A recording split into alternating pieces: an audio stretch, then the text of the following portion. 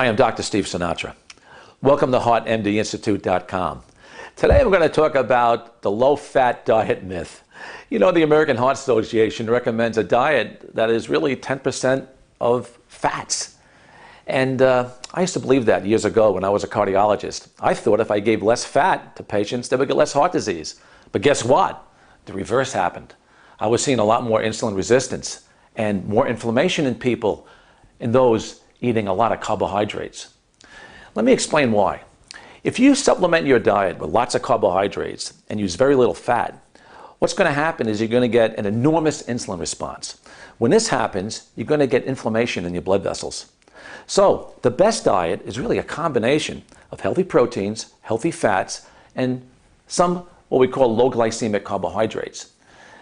Now, what's the best diet? Hands down, it's the Mediterranean diet. I've been writing about it for years. And the Mediterranean diet is a diet that's about 30 to 35% fat.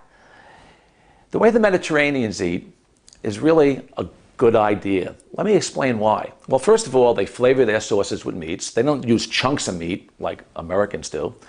And in the most recent Mediterranean diet, which was reported in the New England Journal of Medicine, a lot of these Spaniards ate things like chicken, fish, fruits, vegetables, nuts. They even had a glass of red wine once a day. Now, I emphasize once a day. I don't like to have a half a bottle of wine at a meal.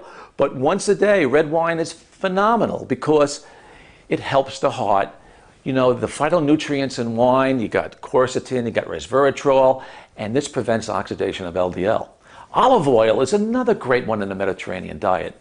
Olive oil contains what we call phytonutrients that help with blood lipids in the body, and it helps prevent oxidation in blood vessels.